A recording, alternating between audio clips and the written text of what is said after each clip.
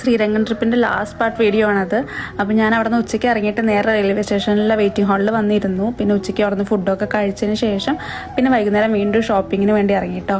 അപ്പോൾ ഇതേ ഫ്ലവർ മാർക്കറ്റിൽ കൂടെയാണ് പോയത്. അപ്പോൾ ഫസ്റ്റ് വീഡിയോ കണ്ടവർക്ക് അറിയാം, ഞാൻ ആദ്യം പോയത് വെജിറ്റബിൾ മാർക്കറ്റിൽ കൂടെ ആയിരുന്നു കേട്ടോ. അത് നല്ല രസമായിരുന്നു. പിന്നെ ഇതേ അവിടെ നിന്ന് കുറേ സ്വീറ്റ്സും കാര്യങ്ങളൊക്കെ മേടിച്ചു കേട്ടോ. ഈ ഒരു ഷോപ്പ് റോഡ് സൈഡിലുള്ളതാണ്, പക്ഷെ നല്ല രസമുള്ള സാധനം കേട്ടോ. ഞാൻ അവിടെ നിന്ന് വാങ്ങി ടേസ്റ്റായിരുന്നു. പിന്നെ നേരെ മുരളി കോഫിയിൽ പോയിട്ട് നല്ലൊരു കോഫി കുടിച്ചിട്ട് അത്യാവശ്യം നല്ല തിരക്കുണ്ടായിരുന്നു.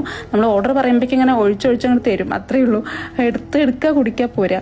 പിന്നെ നേരെ നടന്നു. പിന്നെ ഇങ്ങനെ ഓരോ ഫുഡ് സ്പോട്ടും കാര്യങ്ങളൊക്കെ നടക്കായിരുന്നു. പിന്നെ ഞാൻ അവിടെ നിന്ന് ഒരു ആനന്ദശയനം അവിടുത്തെ വിഗ്രഹം ഒക്കെ മേടിച്ചു കിട്ടും. അത് നല്ലൊരു റേറ്റ് കുറവിൻ്റെ ഒരു കടയിൽ നിന്ന് കിട്ടി. പിന്നെ പോയത് ഹൽവ മേടിക്കാനായിരുന്നു. അവിടുത്തെ രാമണയ്യർ ഹൽവ അത് നല്ല ചൂടോടെ എനിക്ക് തന്നു കേട്ടോ. ടേസ്റ്റ് നോക്കാൻ തന്നായിരുന്നു ഇത്. വേറെയും കുറേ വെറൈറ്റി സാധനങ്ങൾ ഉണ്ടായിരുന്നു കേട്ടോ. അതൊക്കെ വാങ്ങി പിന്നെ നേരെ അവിടെ തൊട്ടടുത്തുള്ളൊരു ടെമ്പിൾ ഉണ്ടായിരുന്നു, ശിവൻ്റെ അമ്പലമായിരുന്നു കേട്ടോ.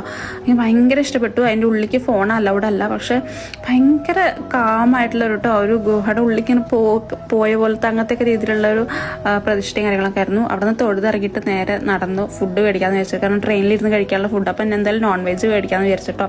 അപ്പോൾ കുറേ നടന്നതിന് ശേഷം ഇങ്ങനെ തട്ടുകട കണ്ട് അവിടെ നിന്ന് ഫുഡും വാങ്ങി പാഴ്സലും വാങ്ങി നേരെ വീണ്ടും റെയിൽവേ സ്റ്റേഷനിലേക്ക് പോയിട്ടോ.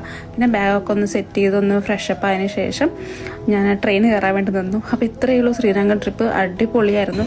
എന്തായാലും ഒരു വട്ടെങ്കിലും പോകാൻ പറ്റുമെങ്കിൽ എന്തായാലും ഒന്ന് എക്സ്പീരിയൻസ് ചെയ്യാം കേട്ടോ.